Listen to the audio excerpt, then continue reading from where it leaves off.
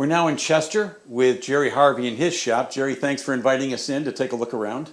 Thank you. I appreciate you having me. You joined the club in 2006, 16 years ago. When did you really start turning? A little around 2007 or so. So you joined the club before you were turning? Yeah, I was talking to Lee Scarborough one night and at a party, and I told him I'd been dabbling in a little bit of woodworking. All I think I had was a power lathe. I mean, a power drill at the time. Everything else was by hand. And he said, well, you know, why don't you come with me to a meeting? So I did. I fell in love with lathe turning. I bought the lathe. Then I took lessons from Dave Sterling. Now I've taken every other class that woodcraft has given over the years. And but I didn't really get into doing a lot until I retired, which was about 10 years ago. So you turn and build furniture? Yeah, I do both, you know, and they translate back and forth. I mean, I do. How do you find the lathe supports your furniture building? Well, for instance, I've got this outboard here. To make little side tables, a lot of times I'll turn the tabletop on the lathe, and then I can actually make furniture with this. Since I have the extension, I can make a big round one or several small legs and fit them underneath and make just like a little side table that way. Or even like that epoxy table that I'm making over there. If I want to have some hand-turned legs there, I can do that on this too. So it's a good mixture. I see you've got a piece on the lathe now. What are you working on? Yeah, this is just epoxy resin and chips. I like to work with epoxy. This, I just laid this here. All I did is fill that up with wood chips and then pour epoxy over the top of it. I've got my pressure pot there, and then you just put that off, stick that on there, and start turning. And you have a vessel. Yeah. So I see you use a Nova DVR. How long have you had it? What do you like about it? Well, I bought this back in 2006 from you. So this was the first lathe? Yeah, this is the first and only lathe I've ever Well, thanks. You owned. helped me retire. My only thing about this, it goes from 100 to 3,500. It would be nice if it would go down to maybe 50, or like Ray said, yours goes down to 0 if you want. If you want to turn something really, really slow, 100 that's slow, but not. Sometimes you like a little slower than that. And it doesn't really have the power to turn like a really big honking chunk. You know, like you get a Powermatic, you can turn a tent pole out of it. But in anything that weighs more than about 20 or 30 pounds, you put on there, it'll bog down. But I don't do that very often. Most of the stuff I do is just this kind of stuff. And are there any jigs that you use with your lathe well, not jigs as such. I mean, there's one of those Carter stabilizers that I put on, and I'll probably put that on for this because it's only being held by this, and I need something to stabilize that. One thing for finishing I like to use on the bottom, you know, when I talk about the jam chucks, this is something that a guy named Roy Brown makes, and it's just that fits on the lathe, and this goes here. Can I see that a little closer, Jerry? Yeah. So you've got several of these different openings? Yeah, I've got all these different openings here. And then I've also got a couple of bigger round ones. There's one that goes up to 9 inches now. But the thing is, you don't need anything really wide, because what you do, you put that on there. Can I see the bottom of that? Does this have a? Yeah, that's 8 1/4 to. Okay, so you can get it. It just screws right on there. Yeah. You can get it any size. Yeah, they have a and then it 1 goes by on 8 this. and a 1 1/4 by 8 or whatever. There, you just lay that over there, and then it has various inserts that you stick like so, and you put that on there. And that exposes the bottom, and then you just run these things through like so.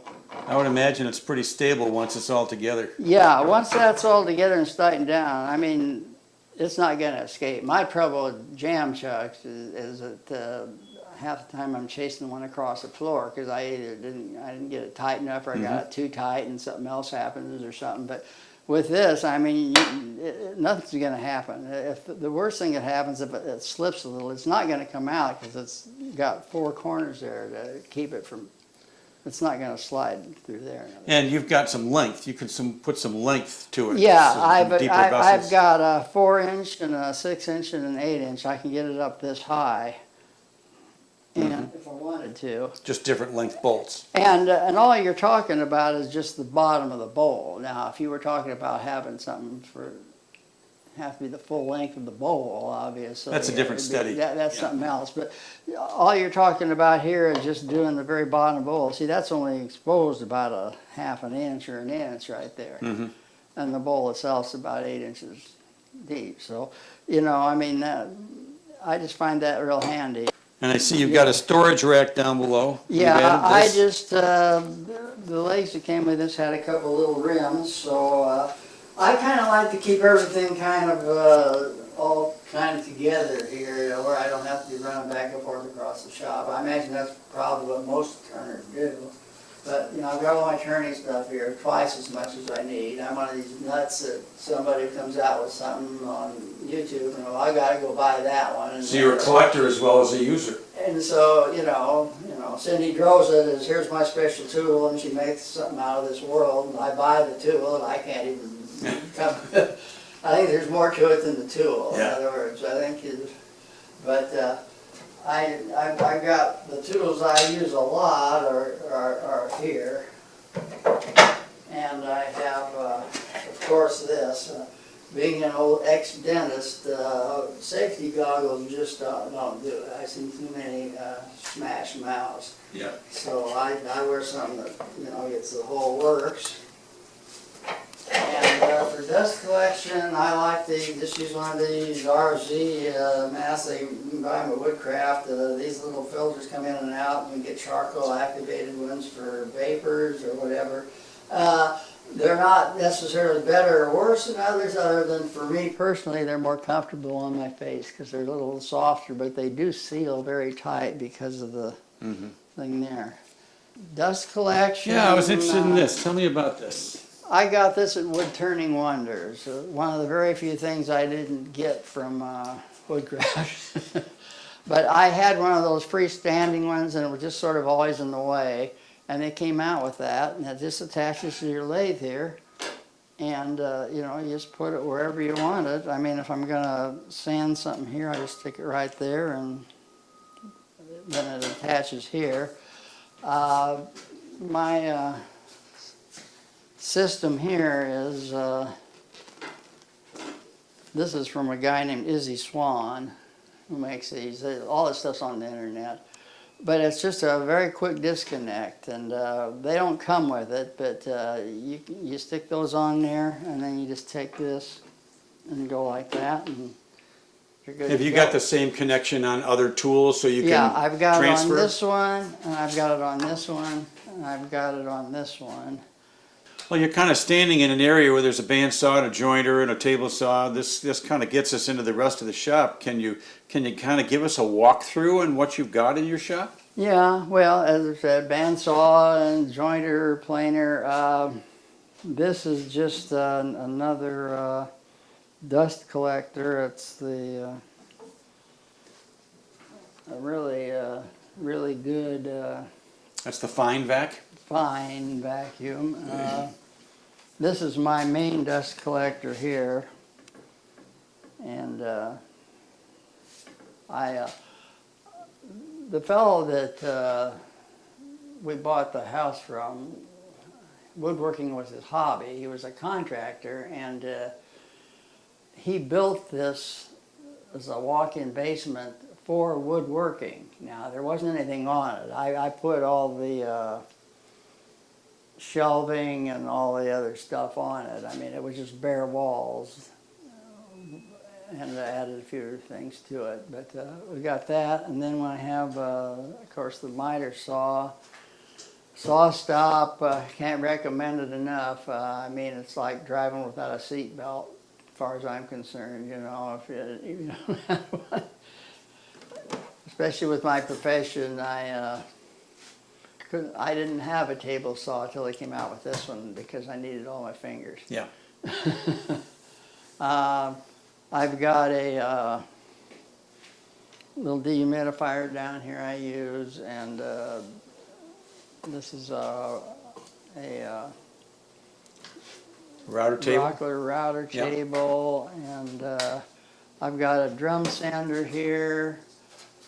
This is of course, you guys know what all this is, obviously, but I mean, the drill press. This looked kind of extravagant when I got it, but I had used it at Harrison Higgins when I worked there, and they use it a lot, and I find for furniture especially I like it a lot. And even for preparing wood blanks, instead of having a rough wood blank that chunks when you start to turn it, I can put it on here and just run it around and it'll be smooth enough. Looks like the garage door behind you is kind of handy on a nice bright day like today. Yeah, you know, it's sort of the garage door to nowhere. You can't drive a car in and out. He put that there specifically so he can move stuff in and out of it. You know, I don't have to try to get it through a door or anything. And on a nice day like today, it's a little warm, but I mean, it's nice to, you almost feel like you're working outside. Dust collection's a big deal as far as I'm concerned. I've got this dust collection thing here, which is kind of gets down there. And then we built this thing up here for this dust collector up here. This is a drop ceiling, so I can't hang anything from it. At an old shop I had in Petersburg, you can see the things there. You just hang from the ceiling. But I made it, and that actually worked out because I put a pegboard in there, and then I can put these tools on it and stuff that way. So that works out. And then of course I've got the pegboard there, all this stuff here. Is there anything you want to change in the shop? Anything? Well, I can't honestly say. I've tried various configurations. I've moved this more this way, and I've moved it this way and stuff. And I like having this area more open to work in. Is all. It makes it crowded there, but those are on rollers. So if I'm going to use one of those other tools, I just push the other one back out of the way and use it, and then you can swing the other one around. And with a shop this size, you probably shouldn't have to do that. But I do like having this large work area here to walk around in without feeling crowded, and I can fiddle with stuff and take that off of there and lay it down here and do some things. And one thing, and then this is where I do my sanding. I don't know if you guys are familiar with one of these little tiny belt sanders. But these are really handy for doing the inside of a bowl. You know, you get a bowl like this, you obviously can't really get a sander in there or anything. You can push one of these in there if it's that wide and just kind of come up to the side with it, and it will sand all the way up. Or if you want it flat inside for some reason, you just lay that down flat, and this will make a flat. I see some wood around the shop. Can you tell me about your wood storage? Well, in here I've got most of the flat boards I use. I again had to build the shelving in here because there wasn't any in here, but that's where I keep all the regular lumber. And then I made shelving here, and these are all the bowl blanks. I need a few more bowl blanks, obviously. I don't have enough. There's still room to walk, so. In general, is there anything you wish you could do that you can't? In retrospect, as far as dust collection, I think before I moved in, I would have done the PVC piping all the way around and done that kind of thing, but that was a little expensive at the time since we had just bought the house.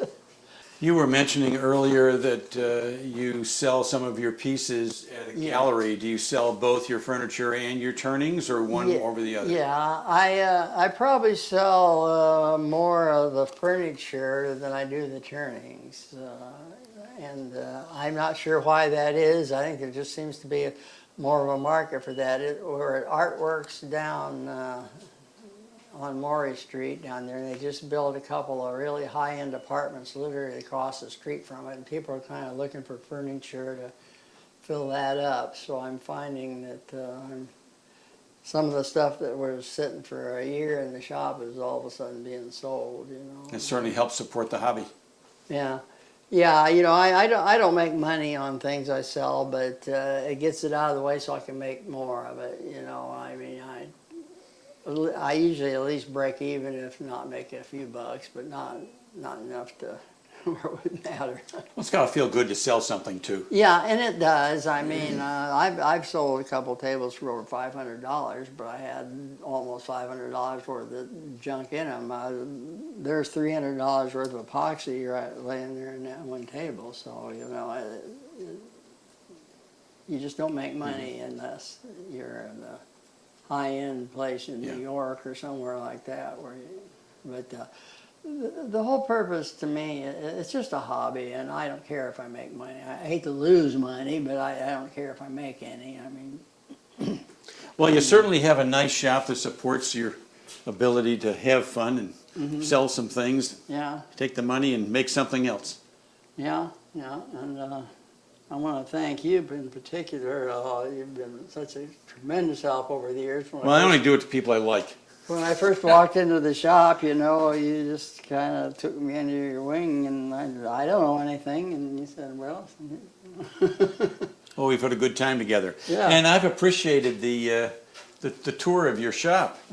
One other little thing I just noticed that I forgot to mention here, if anybody has a crosscut sled, this is another thing from Izzy Swan. You lay that there, and it clips on the bottom.